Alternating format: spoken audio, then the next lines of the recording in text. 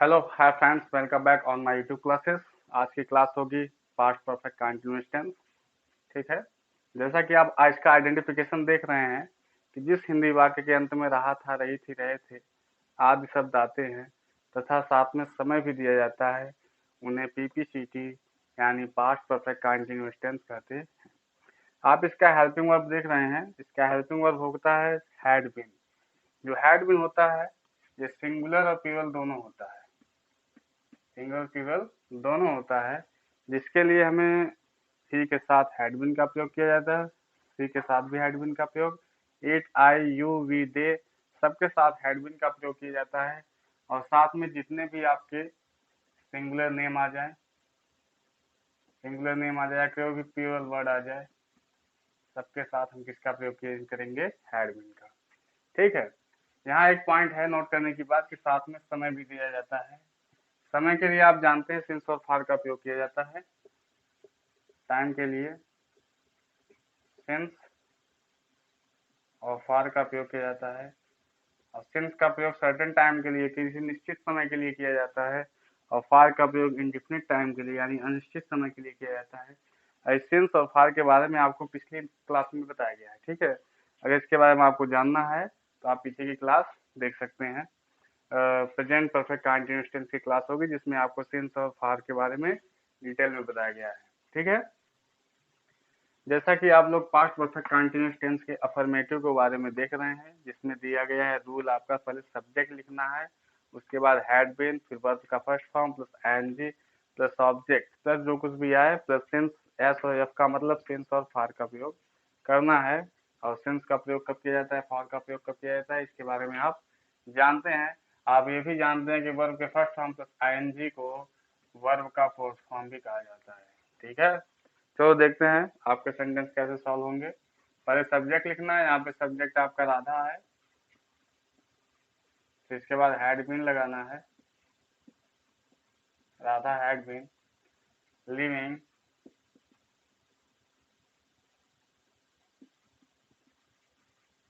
Radha had been living here since 1992। एक certain time है जिसके लिए हमें सिंस का प्रयोग करना है। तुम लोग सुबह से उपन्यास लिख रहे थे, क्या होगा इसका? You had been writing you had been writing a novel. सुबह से, सुबह एक सर्टेन टाइम है यानी सिंस मॉर्निंग। ठीक। नेक्स्ट सेंटेंस देखिए। वे लोग 4 घंटे से मैदान में क्रिकेट खेल रहे थे, क्या होगा इसका? They had been playing cricket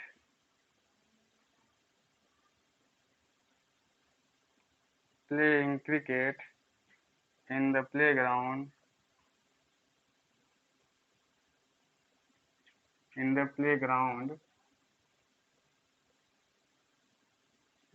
यहाँ घंटे से है जो कि इंडिफिनिट टाइम है, इसके लिए हमें फॉर का प्रयोग करना है। For 4 hours. ठीक। उम्मीद है आप पास्ट परफेक्ट कंटीन्यूअस टेंस के अफर्मेटिव के बारे में समझ गए होंगे। अब इसी में हम देखते हैं इसके निगेटिव के बारे में।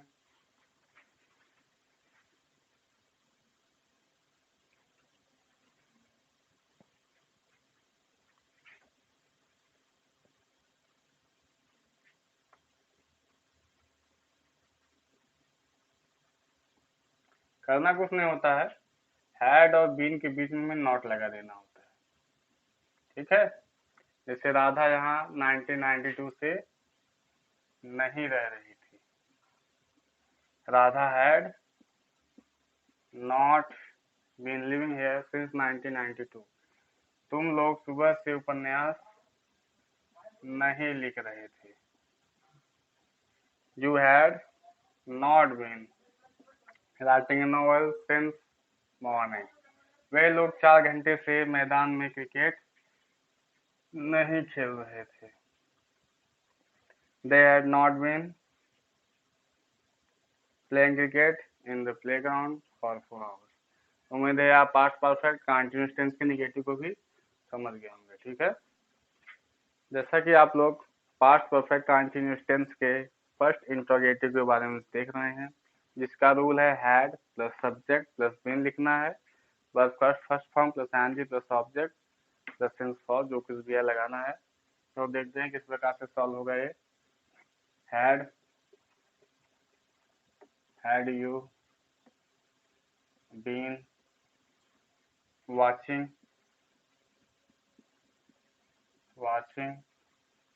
a TV यहाँ 4 बजे से है, जो कि एक सर्टेन टाइम है, और सर्टेन टाइम के लिए आपको सिंस का प्रयोग करना है, सिंस 4 o'clock। ठीक, नेक्स्ट देखिए, had the teacher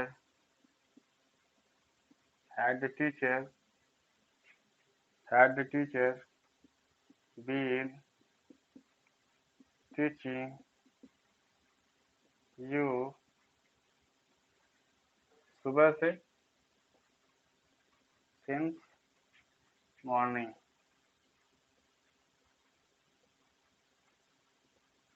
ठीक है, नेक्स्ट देखो, क्या बच्चे 2 घंटे से कक्षा में शोर कर रहे थे? had the children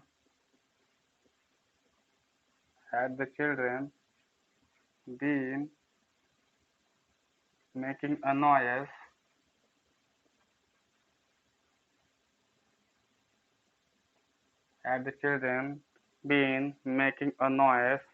in the classroom या in the class,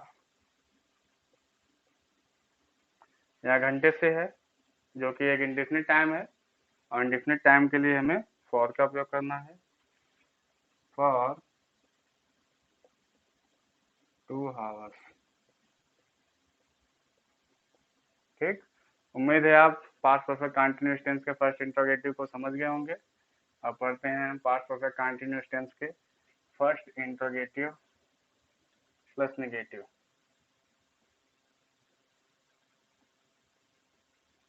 करना कुछ नहीं है, सब्जेक्ट के बाद हमें नॉट लगा देना है। ठीक है, तो क्या तुम लोग 4 बजे से टीवी नहीं देख रहे थे? Had you not been watching a TV since 4 o'clock? क्या अध्यापक आप लोगों को सुबह से नहीं पढ़ा रहे थे? Had the teacher not been teaching you since morning? क्या बच्चे 2 घंटे से कक्षा में शोर नहीं कर रहे थे? Had the children not been making a noise in the class या in the classroom for 2 hours?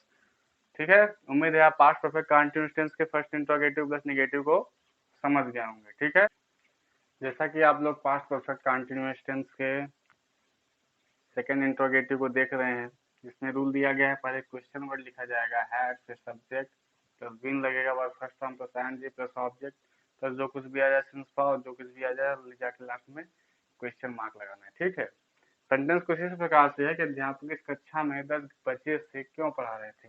ये सॉल्व होगा कुछ इस प्रकार से, क्वेश्चन वर्ड लिखना है, why had the teacher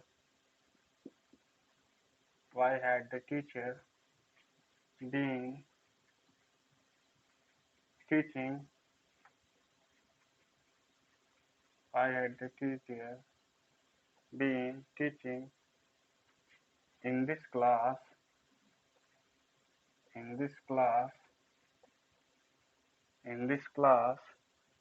since एक सर्टेन टाइम है 10 बजे, क्या लिखा जाएगा,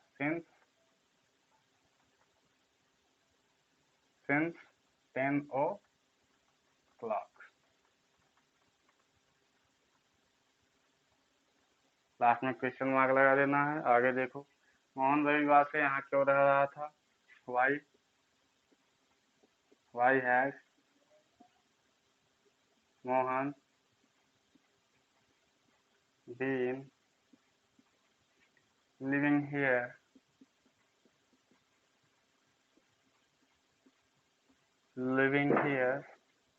सिंस संडे। ठीक, नेक्स्ट देखो, तुम लोग 4 महीने से वहाँ क्या कर रहे थे? वाट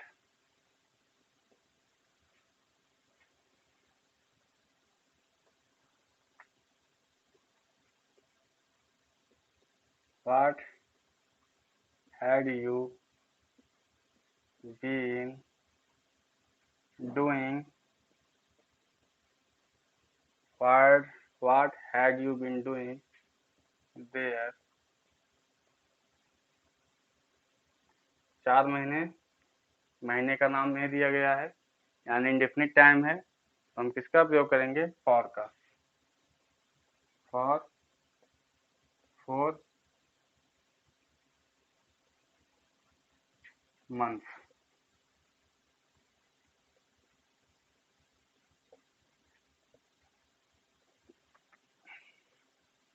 ठीक है, उम्मीद है आप पास्ट परफेक्ट कंटीन्यूअस टेंस के फर्स्ट इंट्रोगेटिव के बारे में समझ गए होंगे। अब हम पढ़ते हैं पास्ट परफेक्ट कंटीन्यूअस टेंस के फर्स्ट इंट्रोगेटिव प्लस नेगेटिव के बारे में। करना कुछ नहीं है, सब्जेक्ट के बाद क्या लगाना है? नॉट। जैसे अध्यापक इस कक्षा में 10 बजे से क्यों नहीं पढ़ा रहे थे? क्या होगा? Why had the teacher not been teaching in this class since 10 o'clock। Mohan रविवार से यहाँ क्यों नहीं रह रहा था? Why had Mohan not been living here since Sunday. तुम लोग 4 महीने से वहाँ क्या कर रहे थे? तुम लोग 4 महीने से वहाँ क्या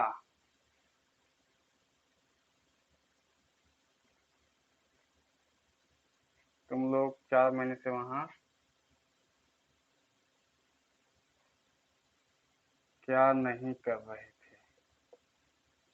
What had you not been doing there for 4 months? ठीक है।